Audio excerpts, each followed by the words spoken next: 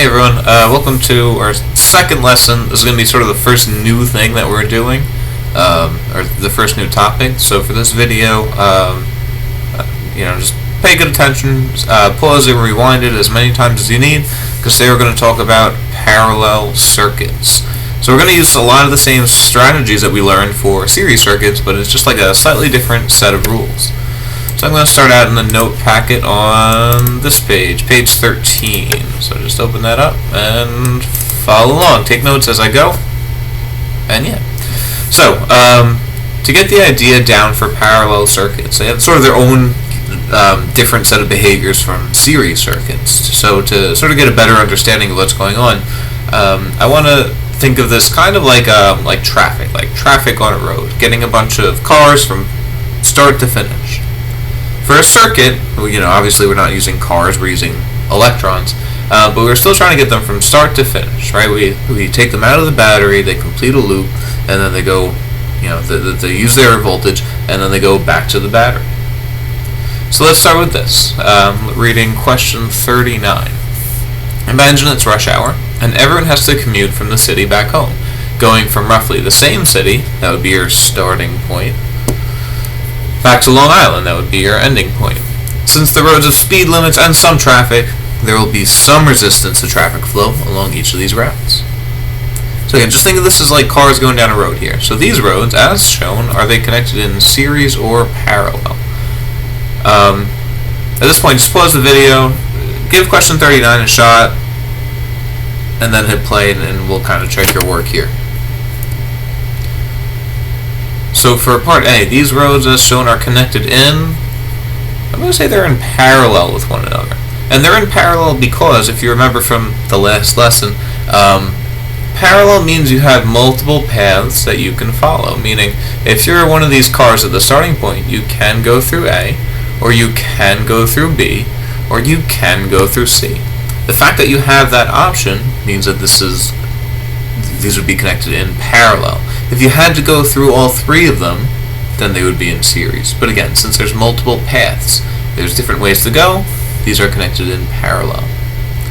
Alright, let's say that due to an accident, Road B needs to be closed for traffic this afternoon. So, where we've got all of our different roads here, we're now going to shut down Road B.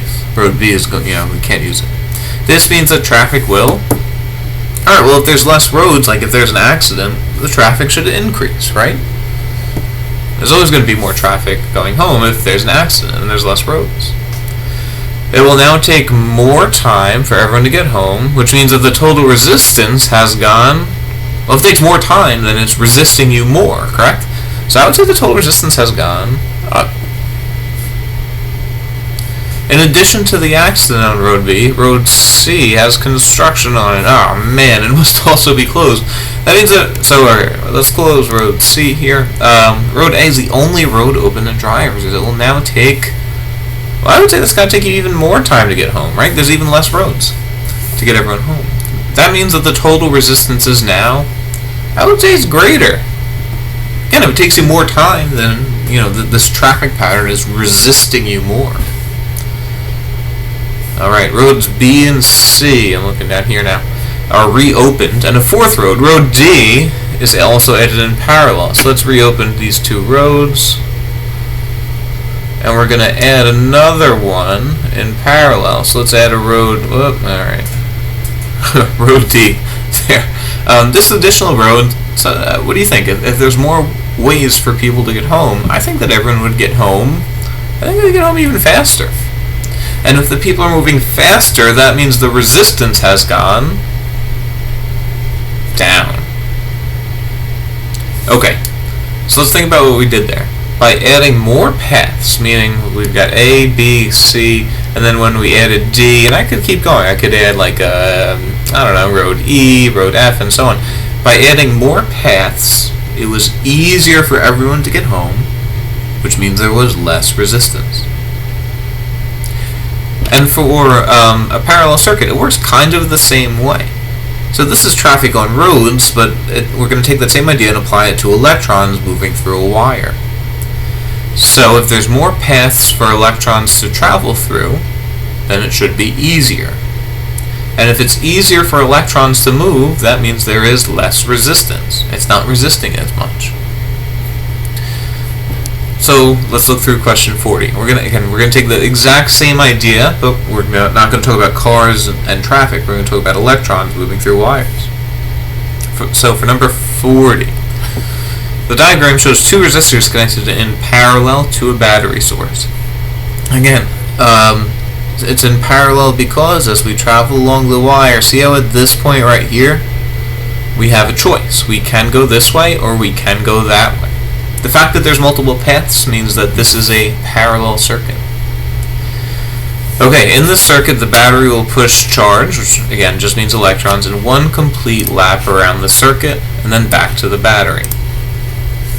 Alright, let's say a physics student removes resistor R1, removes the first resistor from the circuit. There are now, again, I'd like you to pause here, try and answer the whole question on your own, and then once you do that, resume the video and we'll go over it. Alright, so for part A, a physics student removes resistor 1 from the circuit. There are now, well, I would say there's less paths, right? Because, I don't know, if you remove this resistor, if we're crossing out that lane, going back to our analogy before, there's one less road for these electrons. There's less paths for the current to travel through. Alright, so if there's less paths, I would say that it will now be harder for current to move. And if it's harder for current to move, then the current should decrease. Which means that the total resistance, alright, so if there's less current, that means we must have resisted more. So the total resistance must have increased. Again, there's just less opportunity for electrical current. And if there's less opportunity for that current, that means that there's just a higher resistance. We're resisting that more. Part B. The physics student puts resistor R1 back. So let's restore that resistor. Oh, no. So this resistor is back on the table. And then adds a third resistor, R3. So we're going to add another resistor here. Adds a third resistor in parallel with the other two. Add this to the circuit diagram. Okay, I think we just did that, right? So that's this guy right here. We added that third resistor. With the third resistor, there are, I would say there's even more paths for current to travel, right? Because you can go this way, you can go this way, or you can go this way. It will now be, I would say it's easier for the current to move through the circuit because, again, there's more paths for it to take. And that means the total current will increase. Because, again, it's just easier. There's more room for this current to travel through. And that means the total resistance must have, or well, if there's more current, that means we resisted less. The total resistance must have decreased. Alright, what effect does adding the third resistor have on the other two individual resistors, R1 and R2? Okay, so I know that when we added this extra loop for current to travel through, meaning,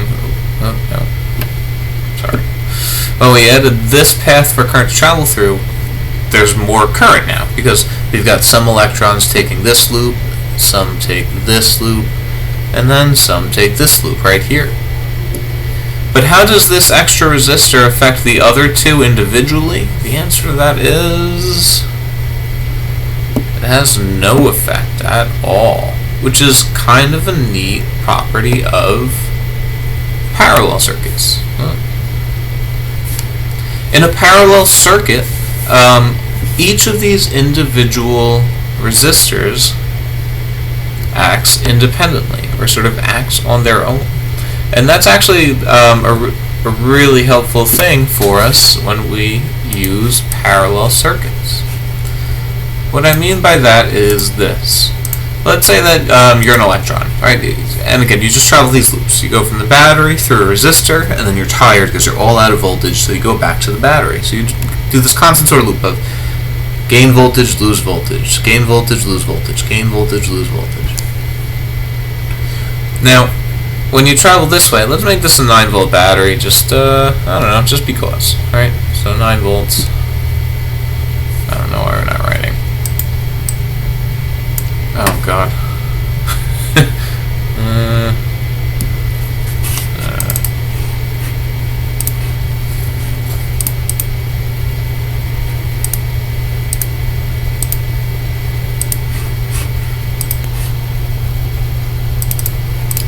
Oops, sorry about that.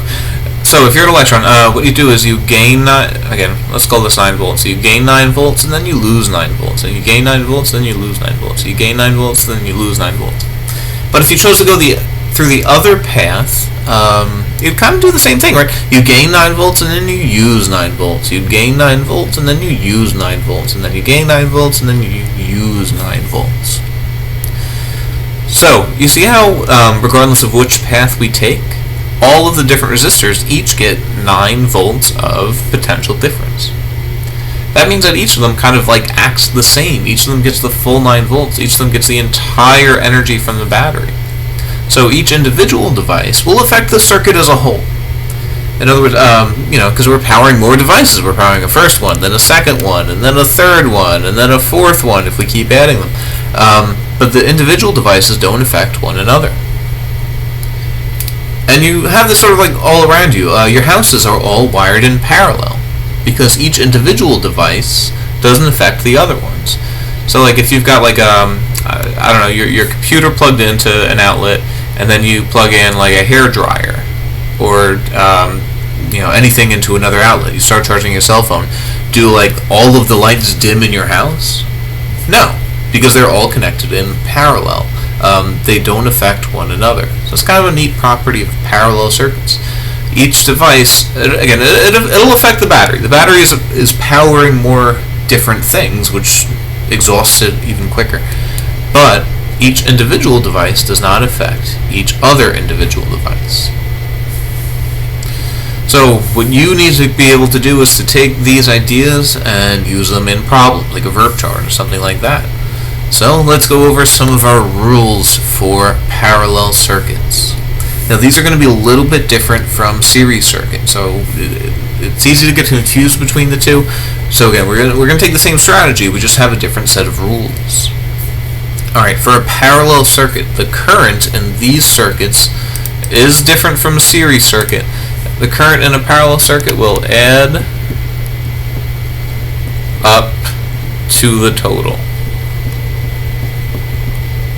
And again, just like when we did series circuits, when I say total, I want you to think battery.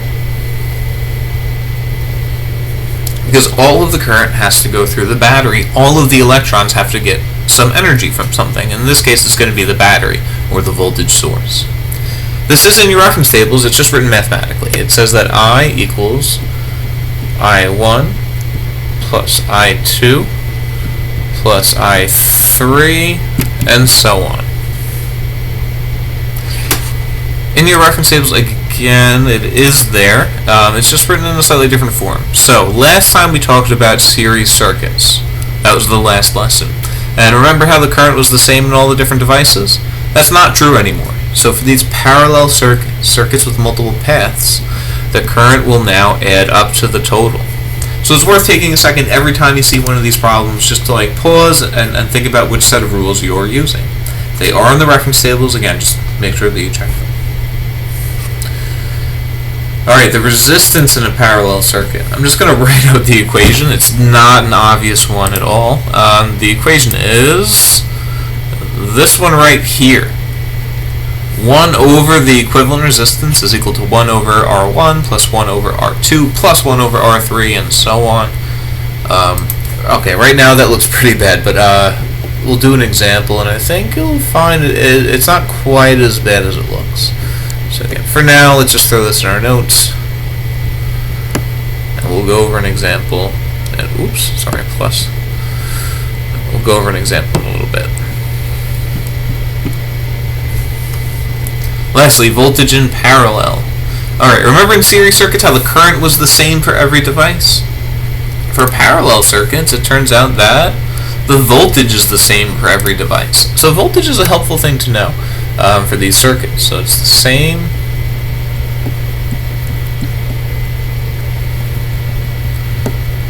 through all devices,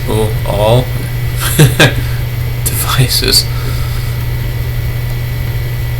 And again, that is in the reference tables. It's just written in this form: v equals v1 equals v2 equals v3, and you can sort of extend that for as many devices as there are. So let's try solving a problem. I might have done this one a little bit differently if we were in person, but we're not. So I'm just going to jump right to I don't know, the same way that we solve all of these problems, and that is a verb chart. I'm going to use the verb chart because we've got multiple devices, right? We've got this resistor, we got that resistor, and anytime we're doing a circuit with multiple devices, we're going to do a verb chart. So, in case you forgot, V, I, R, P. We've got two different resistors, so I'm going to have an R1, I'm going to have an R2, and then I'm going to have a total row all the way at the bottom. And then I'm just going to fill in whatever I can. And by that I mean, let's change colors here. So we know that there is a 6 ohm resistor. We know that there's a, I don't know, this is a 3 ohm resistor. We've got a 12 volt battery, so let's fill that in down here. And I think that's everything that we know, at least so far. So let's go, let's just go part by part here. For part A, find the equivalent resistance of the circuit. Now, do not do 6 plus 3. That is series circuits. Going back to the reference tables here. In a series circuit, you can just add the resistors. In other words, 6 plus 3 is 9. It seems nice and straightforward and simple. But this is just not a series circuit, so we're not going to use that. We're going to use our parallel circuit rules. I'm looking specifically at this equation right here. 1 over Req equals 1 over R1 plus 1 over R2 plus 1 over R3 and so on. So parallel circuits they're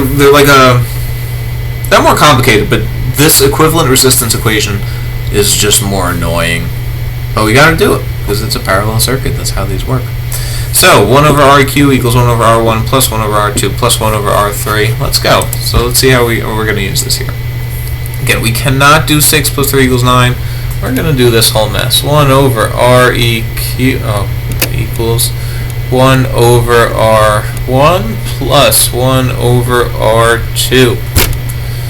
Let's substitute in our values here. 1 over Req equals 1 over 6 ohms plus 1 over 3 ohms. Okay, so we got fractions, which is great. I'm just gonna throw this in my calculator because I don't feel like doing all the common denominator stuff. Yeah, let's just not.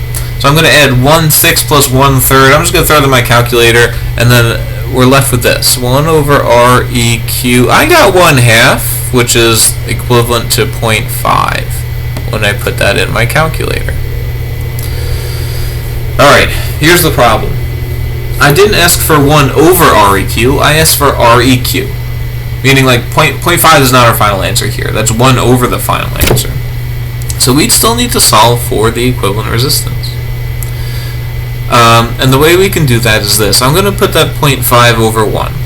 Because anything divided by 1 is itself, right? Okay, again, solving for Req. I'm hoping that when I format it like this, this like form kind of looks familiar here. I think we can cross multiply. And yeah, it's a little redundant because this is kind of the simple way of doing it, but I'm going to multiply 1 times 1, which gives me, 1. And then I'm going to cross multiply this way.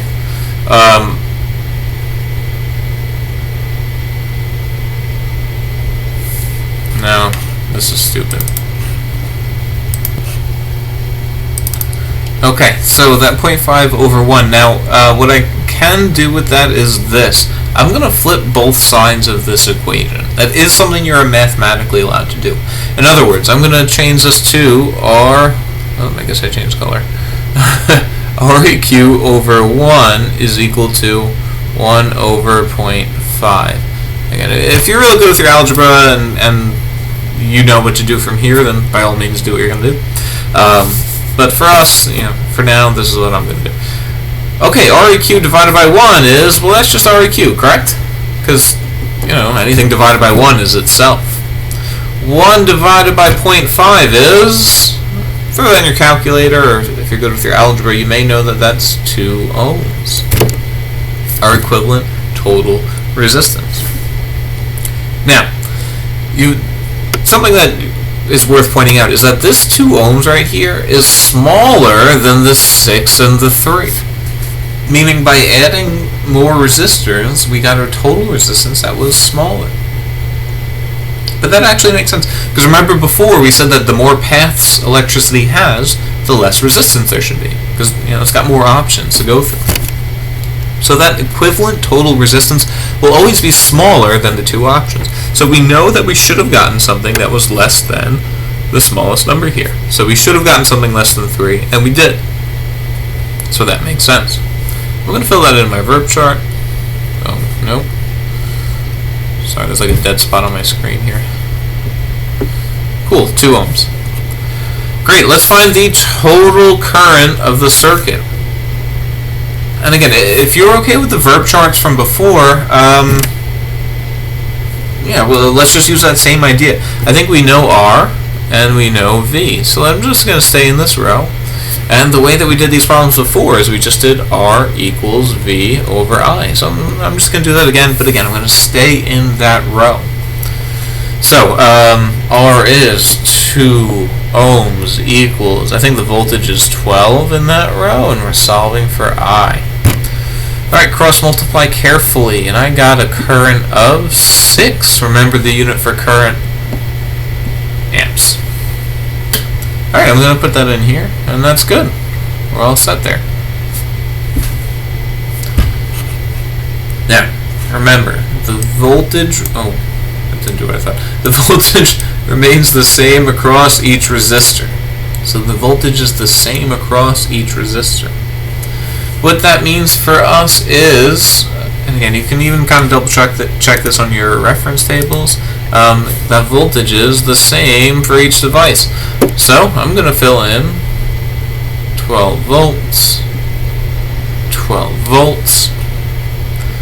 Okay, let's calculate the current through the 6 ohm resistor using Ohm's law. So I kind of gave you the equation for this one. Ohm's law is that R equals V over I. And I'm just going to plug in the 6 ohm resistor row. Meaning, we've got 6, I'm not showing all my units.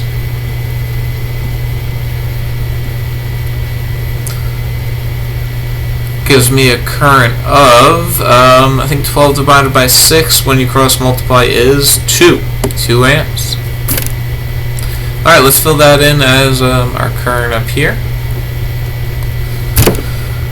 I'm going to calculate the current through the 3 ohm resistor now. I'm just going to do the exact same thing here. I'm just going to do R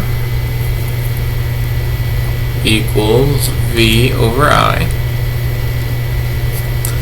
But now we're going to do the 3 ohm resistor. So, just to be clear, I'm staying in this row right now, that middle row. 3 is equal to 12 over I. And when I do that, I got 4 amps.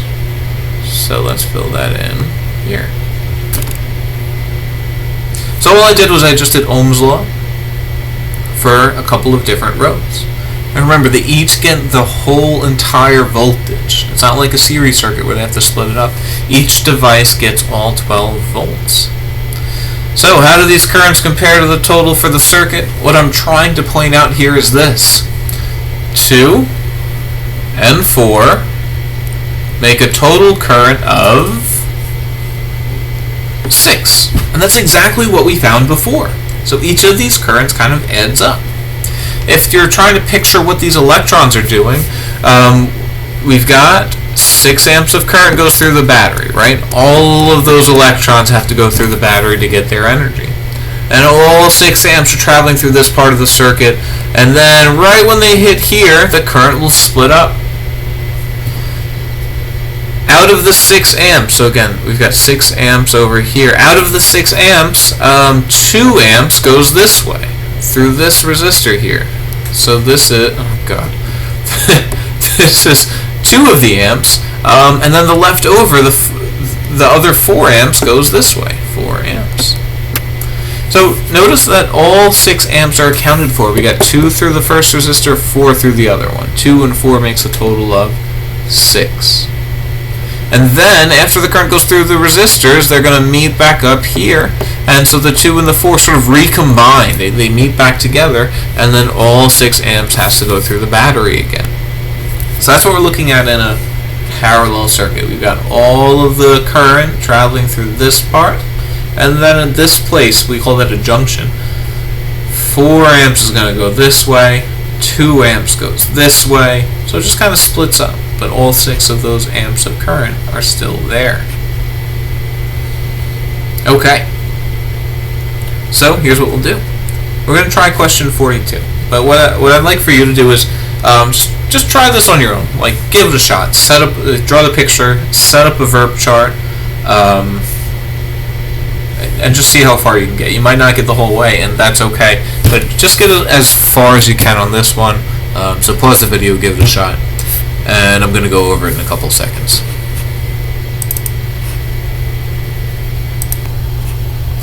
Alright, draw a circuit with 3 2-ohm resistors connected in parallel. The circuit is powered by a 14-volt battery. We're going to find a few things here. We want that equivalent resistance and the current across any one of the resistors. Let's go. I gave you some pretty firm direction here. Use the verb chart. So that's what we'll do. But first I'm going to draw the circuit. So let's start with a battery. Yeah, it's a good battery, right?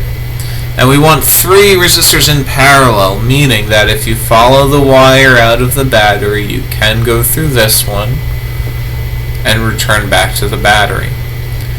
Or you can go through this one and return back to the battery, or you can go through this one and return back to the battery. So these are our multiple paths. Again, if you come out of the battery, you can go this way, or this way, or this way. We're going to make a verb chart. Anytime we're dealing with this circuit analysis, that's our strategy. That's what we're going to do. And we've got 3 different resistors. Let's call them R1, R2, R3. And again, we've got the circuit as a whole. That's the total. Now, I think I said that each of the resistors has a value of 2 ohms. So, let's fill that in. 2 ohms here, 2 ohms here, 2 ohms here. Now, I want you to resist the temptation to say that 2 plus 2 plus 2 is 6. That would be bad. Do not do that. Because, again, this is a parallel circuit. And in parallel circuits, the resistances do not just add up to the total. Alright, we've got a 14-volt battery, so this is 14 volts. And the voltage is really helpful. Every time we do one of these problems, I'm really going to encourage you to go to the reference tables and double check the rules. So these rules are getting kind of sloppy, so let's erase some of this. We are doing a parallel circuit, so again, we're not going to use these rules over here because it's the wrong type of circuit. We're going to use these ones here, and see how this voltage is the same for every device? That means that this 14 volts that I gave you is really, really helpful. It means that I can just kind of fill this in for all of the different devices. Again, in a parallel circuit, every device gets the full voltage. Alright, let's go. We want the equivalent resistance, so let's start with that. That's this box right here. And again, I kind of can't say that enough times. We cannot do 2 plus 2 plus 2 is 6. It's a parallel circuit. It's got its own rules. So we're going to use... Alright, well actually let's check the rules while we're talking about it. We got to do this thing, which again, it's a mess, it's annoying, but it's what we got to do. So, 1 over Req is equal to 1 over R1 plus 1 over R2 plus 1 over R3. I'm not going to show the units in my substitution because I don't feel like getting full credit. So each of these resistors has a value of 2 ohms.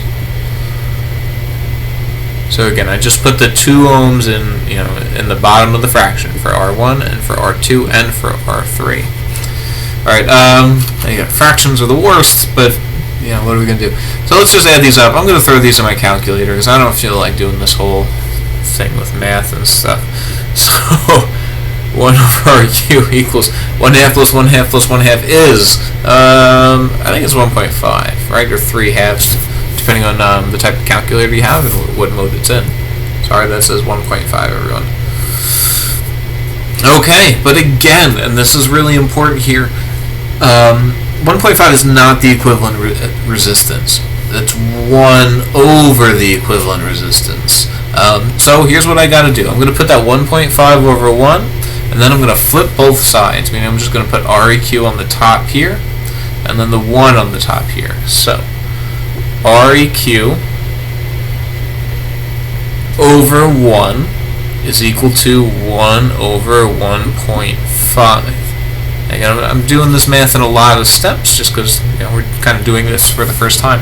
But our next step is going to be this. REQ over 1, that's just REQ, which again is the equivalent resistance. That is the total resistance. Is equal to, alright, 1 divided by 1.5. I think you get like 0.6 repeating, so I'm just going to call it 0.67.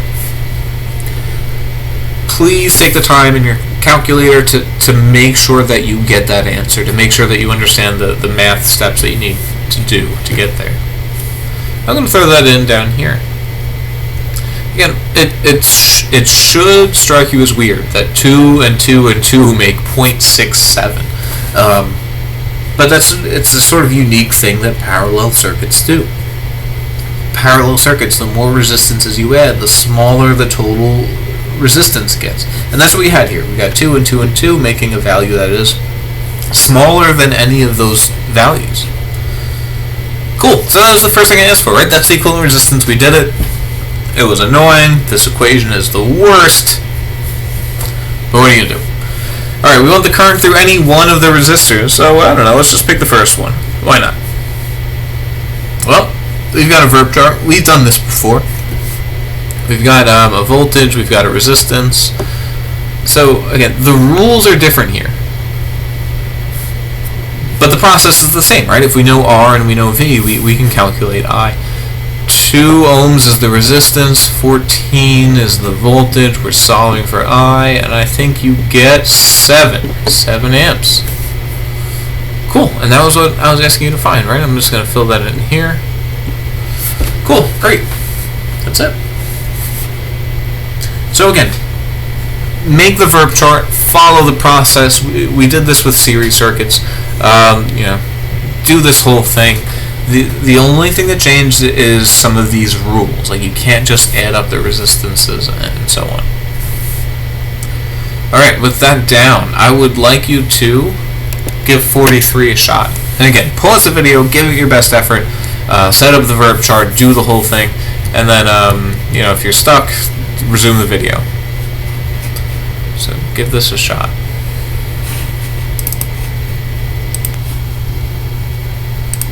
Alright, I'm hoping you tried it. So let's run through this here. We're going to sketch a parallel circuit. If I tell you to sketch the circuit, that means I'm looking for that circuit diagram. We've got one 30 ohm resistor, one 50 ohm resistor, and a 100 volt battery. So I'm just going to draw that in down here. We've got we've got our battery. We've got our 30 ohm resistor, our 50 ohm resistor. Yeah, and that's it.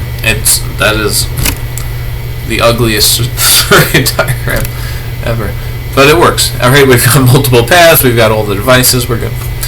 Okay, but I said let's include an ammeter that will read the current through the 30 ohm resistor. Let's be careful here. Remember that that current, it can be different depending on where we are. Like the total current through the battery is going to be different from the individual ones. It's not the same as the series circuit. So let's let's assume that this is the 30 ohm resistor, and I'm just going to draw that ammeter, which goes just right next to it. You may remember that ammeters go in line with the device. It can be immediately before it or immediately after it. Doesn't really matter. Okay, now we're going to do a voltmeter that will read the voltage across the 50 ohm resistor. So if this is that 50 ohm resistor down here, remember voltmeters go in parallel with the device. They get connected on either side. So there we go. Cool. Alright, we drew the diagram, so part A is all set. Calculate the equivalent resistance of the circuit. Alright, we're diving into numbers now, and anytime we do the circuit analysis with the calculations, I'm going to draw a verb chart. Two devices, and then the total row.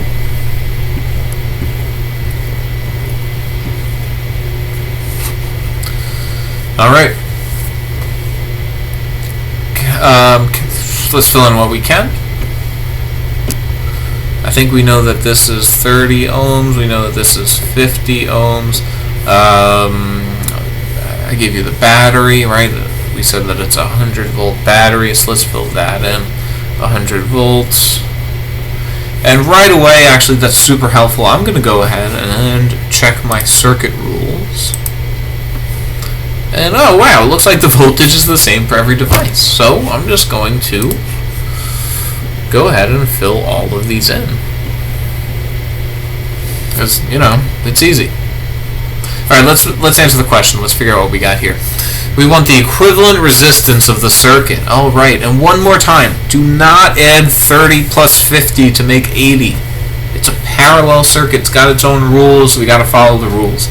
So, 30 and 50, the way we add those is, check my reference tables, this guy. And no one likes this equation, but that's what we gotta do. So, 1 over Req is equal to 1 over R1 plus 1 over R2 to get that equivalent resistance. 1 over the equivalent resistance is equal to 1 over, I think we got 30 and 50, right? So 1 over 30 plus 1 over 50. If you don't feel like doing that whole common denominator thing, throw it in your calculator and see what that gives you. When I do that, I get 1 over Req is equal to 0.0533, repeating. But again, I don't want 1 over Req, I want Req, I want that equivalent resistance. So I'm just going to put this over 1, and then I'm going to flip both sides, which you are allowed to do that algebraically. Req is equal to 1 over 0.0533. Again, that Req is over 1. But anything divided by 1 is itself, so the equivalent resistance is equal to 1 divided by 0.05333. Throw that in your calculator, see what it gives you. It should give you 18.75 ohms. Does that answer make sense? I think it does. Because again, the more resistors you add in parallel, the less resistance there should be. So this equivalent resistance, it should be smaller than the individual ones. And sure enough, 30 and 50, this 18.75 is definitely smaller than those two numbers. So this is a number that makes sense for this parallel circuit. Great, that's part B. C, find the voltage drop across the 50 ohm resistor. It's called the voltage drop because the resistor uses the voltage. So it's just a kind of a term to see. And actually, I think we did that already, right? We got the 50 ohm resistor, that's this row. We found that voltage drop because it's the same through every device. That was easy, so that was good. That's it. That's part C. The answer is, again, just to be clear here, it's 100 volts. It's the same through every device in this type of circuit. D, calculate the current through the 30 ohm resistor. So that's, again, we're in this row here. We want the current through the 30 ohm. I think that's this box. And hopefully you're picking up on this by now. We know R, we know V. We can solve for I. We've got a law for that. Ohm's law. R equals V over I. 30 equals 100 over I. So quick cross multiplication should give you 3.3 repeating, so let's just call it 3.33 amps.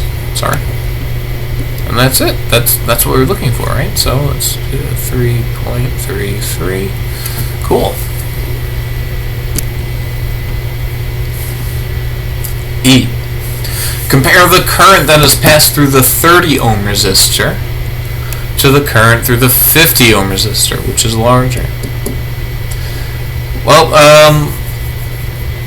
let's do this. I'm kind of trying to prove a point here, and the point is this. I'm going to do R equals V over I to solve for this one. Again, we're just going to solve for the current through the other resistor. R equals V over I. I think the resistance is now 50 because we're looking at the other resistor. But the voltage is still 100 because, again, I'm just staying in this row right here. And when you do that, you should get an even 2 amps. And what I'm trying to point out here is this. See how resistor R2 had a bigger resistance? 50, the 50 larger than the 30. If it has more resistance, it resists current better. And if it resists current, there should be less of that current. And sure enough, see how this, like, if we're, I know I got everything circled a million times. See how if we're in this row, the current through the 50 ohm is less than the current through the 30 ohm resistor? So, which is larger? The 30 ohm is larger. And again, it's larger because it has less resistance. Cool. F. Compare the voltage drop across the 30 ohm to the voltage drop across the 50 ohm. Alright, the voltage, that's this column right here. And again, I'm just kind of trying to prove a point with this question. They're all 100, right? So, which is larger? Neither of them. They're all the same. So in these parallel circuits, the voltage is the same through every device. Each individual device gets the same voltage as the battery. Okay, that's it for this lesson. If it was a lot, I know. We'll do some practice here. So the next lesson is going to be something called the junction rule, which will be a lot quicker than this. And then the following lesson is just going to be like all practice problems. So I'll have that up as soon as I can get it done. And again, it's just practice for the whole thing. So for now, try the Quest assignment, and again, I'll post a video walking you through the solutions as soon as I can get it ready. Yeah, and that's it.